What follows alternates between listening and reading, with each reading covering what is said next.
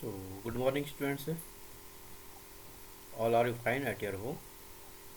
So, stay at home. Today, we are going to start the sixth chapter of the geography for class 7th. Chapter name is Natural Vegetation and Wildlife. Natural vegetation is the vegetation which grow automatically in the nature. It means it not need to interfere by the human beings. Wildlife means वहाँ पर रहने वाले जो animals हैं, उस particular area में रहने वाले जो एनिमल्स हैं, they are known as the wild life. Natural vegetation में डिफरेंट टाइप के फॉरेस्ट्री की हम डिस्कस करेंगे. Firstly here is given the one story of the Salima. इसको थोड़ा सा देख लेते हैं, सलीमा क्या कर रही हैं. तो यहाँ सलीमा के बारे में लिखा है कि Salima was excited about the summer camp she was attending. अच्छा, she had gone to visit Manali in Himachal Pradesh along with her classmates. तो आपसे जो यहाँ पर पूछा जाने वाला वर्ड है ये कि ये है मनाली कहाँ पर है करके. मनाली हिमाचल प्रदेश में है, तो सलीमा कहाँ गई थी? मनाली हिमाचल प्रदेश गई थी अपने समर कैंप के लिए. She recalled how surprised she was to see the changes in the landform and natural vegetation as the bus climbed higher and higher. So अब उनने वहाँ का जो टोपोग्राफी है, topography means features of the land, different types की जो landscapes हैं वो उनने वहाँ देखा है. तो उससे थोड़ा क्या हो रहा है, अपने आप को सरप्राइज कर रहे हैं उस बातों को रिकॉल करते हुए. The deep jungles of the foot hills comprising साल एंड टीक स्लोली डिसअपियर्ड. तो वहाँ पर जो डेंस डीप जंगल्स में से डेंस फॉरेस्ट है, फुट हिल्स मतलब इसका जो हिमालय का लो एरिया है उसे फुट हिल्स कहा जाता है. कंप्राइजिंग साल एंड टीक स्लोली डिसअपियरिंग. आप साल और टीक के पेड़ उसको देख रहे होंगे गायब होते हुए. जैसे she could see tall trees with thin painted leaves and cone shaped canopies on the mountain slopes. अब वहाँ पर माउंटेन जो एरिया होता है वहाँ पर हमें क्या मिलते हैं, कोन शेप्ड की आपको क्या मिलेंगे, ट्रीज मिलेंगी कोन के शेप की. और माउंटेन से की आप कैनोपी टाइप की मिलेगी आपको. कैनोपी मीन से धार टाइप की आप कर सकते हैं. She learned that those were coniferous trees. अब वो कॉनिफेरियस ट्रीज थे. She noticed blooms of bright flowers on tall trees.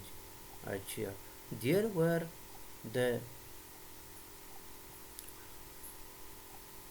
rhododendrons from Manali.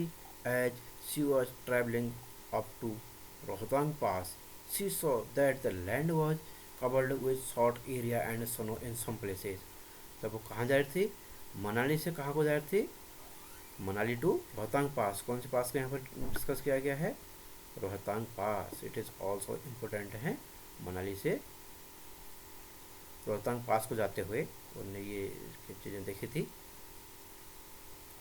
अच्छा, अब इसके बाद अगर हम इसमें आगे बात करें तो वहाँ कुछ एरिया का स्थित था, स्नो कवर्ड एरिया था. अब इनने जो कहा है, from Salima's observation we summarize that there is a close relationship between height of the land and the character of the vegetation. It means जैसे जैसे हम हाइट में जाते हैं वेजिटेशन चेंज होती जाती है. यहाँ पर कहा गया है with the change in height the climate changes and the change natural vegetation. Okay, the growth of the vegetation depends on temperature and moisture. जो वेजिटेशन की जो ग्रोथ है किस पर डिपेंड करती है? Temperature and moisture. This is the important line. The growth of the, yes you should underline it. ये आपको लिखने अलग से. The growth of vegetation is temperature and moisture. It also depend on factors like slope and thickness of soil. These all are the factors of the vegetation. Vegetation है। अच्छा, अब उसके बाद the types and thickness of natural vegetation varies from place to place because the of the variation is in these factors। अच्छा, जो यहाँ पर कहा गया कि types and thickness of the natural vegetation is also varies from the place to place, जगह जगह अलग अलग चेंज होती रहती है। Natural vegetation is generally classified into 3 broad categories as the following से फॉरेस्ट श्रब्स, उन्हें the forest grassland and shrubs. चलो अब यहाँ पर बात कर लेते हैं फॉरेस्ट एरिया। फॉरेस्ट क्या होते हैं, नेचुरल वेजिटेशन को 3 टाइप से क्लासिफाइड किया गया है कहता है। तो which grow where temperature and rainfall are plentiful to support a tree cover depending upon these factors dense upon forest are grown. अच्छा, जो फॉरेस्ट एरिया है किस पर है, वो रेनफॉल और टेम्परेचर पर लगभग डिपेंड होती है, और उससे अलावा वो कितनी डेंस हैं या ओपन है या ग्रोन है वो भी इस पर जो अबव फैक्टर्स है उन पर डिपेंड करती है। Next is the grassland. Grassland which grow in the region of moderate rainfall. जहाँ मॉडरेट रेनफॉल होगा वहाँ पर मॉडरेट मीन्स न बहुत ज़्यादा न बहुत कम, not very high rainfall not very less rainfall, there will find the grasslands. So shrubs, thorny shrubs and scrubs grow in the dry region से। अब ड्राई रीजन क्या होंगे, either they are the hot dry region or the cold dry region से। तो dry है तो हमने क्या किया यहाँ पर भी हमने डिस्कस किया कि 3 types of the vegetation is categorized। Vegetation is categorized into 3 categories: forest, grassland, shrubs. Shrubs means छोटी झाड़ियाँ जो होती हैं। अब इस तरह की बात को थोड़ा और आगे बढ़ाते हैं। Salima was sharing her experience of Himalayan trip with her father. Her father visited various places in the world. He told Salima about his observations of the variety of vegetation in different parts of different continents। He mentioned about coniferous forest in the subpolar region। subpolar region क्या हो गया, जहाँ पर आप कह सकते हैं Arctic circle और आर्कटिक सर्किल के आसपास का एरिया कह सकते हैं subpolar region. Thorny bushes in the deserts, thick tropical hardwood forest in the humid region and many more. अब ये क्या है, these are the important line से जो सालिमा के फादर ने उन्हें बताई थी, आप किसको, सालिमा को। तो ये कहाँ पाई जाती हैं, जो कॉनिफरस ट्री हैं ये सब पोलर रीजन में पाई जाएंगी, और यहाँ थॉर्नी बुशेस कहाँ पाई जाएंगी, थॉर्नी बुशेस पाई जाएंगी डेजर्ट्स में पाई जाएंगी। अच्छा, तो थॉर्नी बुशेस डेजर्ट से, और इसके बाद क्या है, thick tropical hardwood forest in the humid region से। अच्छा, यहाँ पाई गई। इसके बाद Salima realised the Himalayas have almost all variety of vegetation which one can see while moving from the equator to the polar regions। When we will move from the equator to polar region, we will find out the all types of the vegetation। The changes in the type of the natural vegetation occur mainly because of the changes of climatic conditions। It means the vegetation is varies from according to the climatic condition, you can say। Let us get to know the different types of the natural vegetation of the world with their characteristics, features and wildlife inhabiting there। Okay, now we are going to discuss about the different types of the forests। Here is the tropical evergreen forest in Brazil is so enormous that it is like the lungs of the earth। Can you tell why?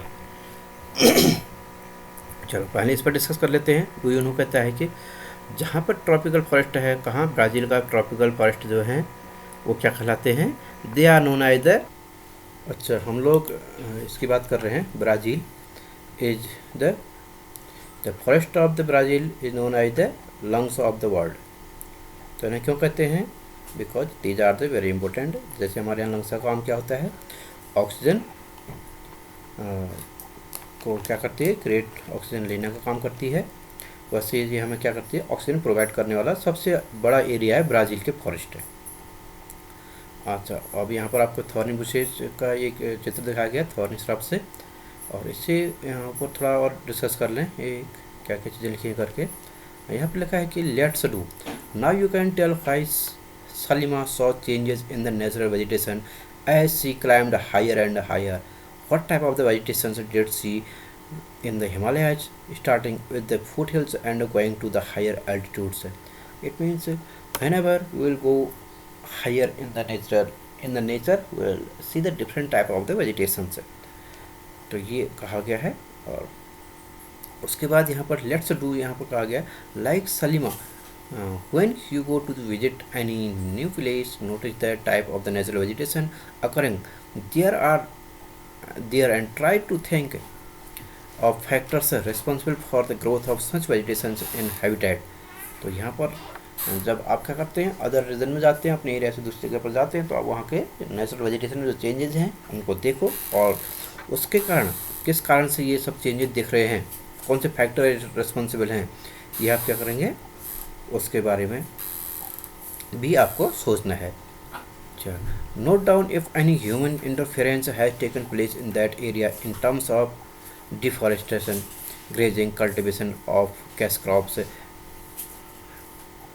constructional activities etc। अब वहाँ पर आप इससे अलग क्या क्या कर सकते हैं आप, कि वहाँ पर जो नेचुरल वेजिटेशन में जो चेंजेस देखने को मिले हैं वहाँ due to the human interference and grazing activities and cultivation of the cash crops है। अच्छा, हमारे एक वहाँ पर वर्ड आया था रोडोडेंड्रन। रोडोडेंड्रन क्या है, यही एक कहाँ पर आता है ऐसा word, rhododendron, find out this is the rhododendron. This is the type of the fruit. Rhododendron क्या है, एक फ्रूट टाइप का है। यहाँ पर आपको दिखा रखा है कि किसी जंगल में पाया जाने वाला एक फल होता है, वो भी वहाँ पर देखा था। वो ये कहाँ पाया जाता है, ये भी हिमालयन एरिया में पाया जाता है, 1500 मीटर से एवं में पाया जाता है रोडोडेंड्रन। इससे आजकल जो हमारी जड़ी बूटियाँ होती हैं उनमें भी इसका यूज़ किया जाता है। रामदेव जो बनाते हैं नई जड़ी बूटियाँ।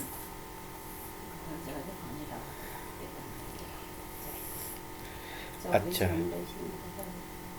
सो now we are going to discuss about the types of the forest. तो फॉरेस्ट में हमारी जो फर्स्ट टाइप है tropical evergreen forest. Tropical evergreen forest.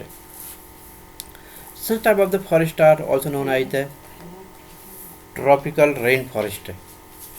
इसका दूसरा नाम क्या कहा गया है, tropical rain forest. Tropical rain forest, these thick forests occur in the region near the equator and close to the tropics। These regions are hot and receive heavy rainfall throughout the year as there is no particular dry season, the trees do not shed their leaves altogether। Okay। अच्छा, अब इन्हें क्या कहा जाता है, जो tropical evergreen है, their other name is also known as the tropical rain forest. अब जनरली लैंग्वेज हम इससे क्या कह देते हैं, एवरग्रीन भी कह देते हैं। क्यों कहते हैं, क्योंकि जो इनकी जो ये लीव्स हैं ये मानो कि आप कोई पर्टिकुलर सीजन में नहीं गिरती हैं और ये हमेशा हरे भरे रहते हैं। That's why these are known as the evergreen forest. The thick canopies of the closely spaced trees do not allow the sunlight to penetrate inside the forest even in the day times। अब जो ये forest होते हैं evergreen forest, आप ये थोड़ा सा नीचे देख सकते हैं। ट्रॉपिकल एवरग्रीन फॉरेस्ट का ये कितना डेंस वाला एरिया है, देखें आप। तो ये इतने डेंस होते हैं कि यहाँ सन रेज क्या है अंदर तक नहीं जा सकती, इसकी बॉटम तक नहीं पहुँच पाती हैं। इसलिए यहाँ पर लिखा है कि sunlight to penetrate inside the forest even in the day time से इतने। अब यहाँ जो ट्रीज हैं कौन कौन से हैं, हार्डवुड ट्री। हार्डवुड ट्रीज कौन कौन से हैं, rosewood, ebony, mahogany and common here, जो हमारे किस काम आते हैं, जिनसे हम अपने फर्नीचर बनाते हैं या बिल्डिंग मटेरियल में यूज़ करते हैं। ऐसे हार्डवुड ट्रीज़ को हम, जो सॉफ्ट ट्रीज होती हैं उनका किस में यूज़ करते हैं, गत्ते बनाने में, पेपर बनाने में। अच्छा, अब यहाँ पर anaconda one of the world largest snakes found in the tropical rain forest. It can kill and eat a large animal such as a crocodile. अब आपसे पूछा जाएगा जो एनाकोंडा वो कहाँ पाया जाता है। It is found in the tropical rain forest और ट्रॉपिकल एवरग्रीन फॉरेस्ट, दोनों नाम एक ही हैं। Sometimes it is also known as the equatorial forest because it is found near the equator region. Next है the tropical deciduous forest. Tropical deciduous forest, so these are the monsoon forest, these are also known as the monsoon forest. अच्छा, जहाँ हम उत्तराखंड में लगभग ये tropical deciduous forest ज़्यादा पाए जाते हैं क्योंकि these are based on the monsoon. इसका जो ट्रॉपिकल डेसिडियस फॉरेस्ट का अदर नेम क्या है, मानसून फॉरेस्ट है। और ट्रॉपिकल एवरग्रीन का अदर नेम क्या था, वो रेन फॉरेस्ट। वो क्या, कौन से थे, रेन फॉरेस्ट थे। वो ट्रॉपिकल डेसिडियस और ये ट्रॉपिकल डेसिडियस और ट्रॉपिकल रेन फॉरेस्ट है। ट्रॉपिकल मीन्स जहाँ गर्म होता है जिस एरिया में। अब ये found in the large part of the India, northern Australia and in the central America. तो कहाँ कहाँ पाए जाते हैं ये, major part of the India है, America and Australia. These regions experience seasonal changes. Trees shed their leaves in the dry season to conserve water. अच्छा, the hardwood trees found in these forests are like साल, teak, नीम, शीशम। ये हमारे यहाँ जो building material में use होता है मेन यही होते हैं, साल, टीक, नीम एंड शीशम। ये सब के होते हैं। कोई कहता है शीशम का बना हुआ है, साल का बना हुआ है, टीक का बना हुआ है, नीम का बना हुआ है। These are the trees found in this particular area है। ये ट्रीज़ का नाम पूछ सकता है, ये कहाँ कहाँ पाए जाते हैं करके, तो ये कौन सी एरिया में पाई जाती हैं। ट्रॉपिकल डेसिडियस के एरिया में जो ट्रीज़ पाई जाती हैं, साल, टीक, नीम एंड शीशम। यहाँ लिखा भी है इसमें, hardwood trees are extremely useful for making furniture, transport and constructional materials. इसमें यूज होती है, यूज यहाँ पर सीधे लिखा उसमें। अच्छा, जो ये ट्रॉपिकल डेसिडियस फॉरेस्ट होते हैं, these forest shade there leaves in a particular season. एक पर्टिकुलर सीजन में क्या कर देते हैं, ये अपनी पत्तियों को गिरा देते हैं। That's why these are known as the deciduous forest. अब गिराने का कारण क्या है, टू कंजर्व वाटर को कंजर्व करने के पर्पज से गिरा देती हैं। उस टाइम में ना वाटर कम मिलता होगा। अच्छा, tigers, lions, elephants, langurs and monkeys are the common animals of these regions। अब यहाँ पर कौन कौन से हो गए, tigers, lions, elephants, langurs and monkeys are the common animals in these areas. It means आप कभी किसी पर्टिकुलर एरिया में जाते हैं तो वहाँ पर आप जिस टाइप के एनिमल्स देखते हैं उससे भी आप आइडिया लगा सकते हैं कि यहाँ पर आसपास में ऐसे फॉरेस्ट हो सकते हैं करके। जैसे आप यहाँ पर नैनीताल के एरिया में आते हैं तो आपको यहाँ पर कौन क्या मिलते हैं, लंगूर्स और मंकीज मिलती हैं। इसका मतलब यहाँ क्या है, डेसिडियस फॉरेस्ट पाया जाता है।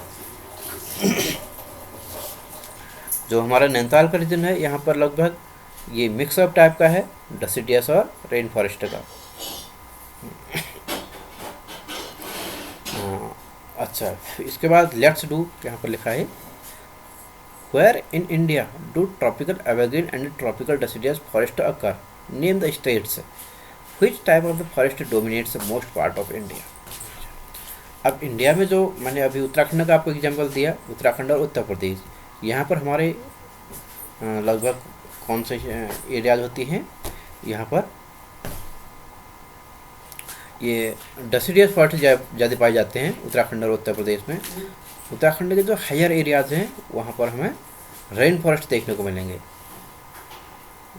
अबव इंडिया के उत्तराखंड की जो अबव एरियाज उनमें हमें क्या देखने को मिलेंगे, रेन फॉरेस्ट देखने को मिलेंगे। और जो हमारी नॉर्थ और नॉर्थ ईस्ट का जो एरिया है, जम्मू कश्मीर और हिमाचल और वहाँ अरुणाचल, मणिपुर, मिजोरम, वहाँ में मिलेंगे ये फॉरेस्ट कौन से, वहाँ पर मिलेंगे एवरग्रीन फॉरेस्ट है। तो हमारे कोस्टल एरियाज है,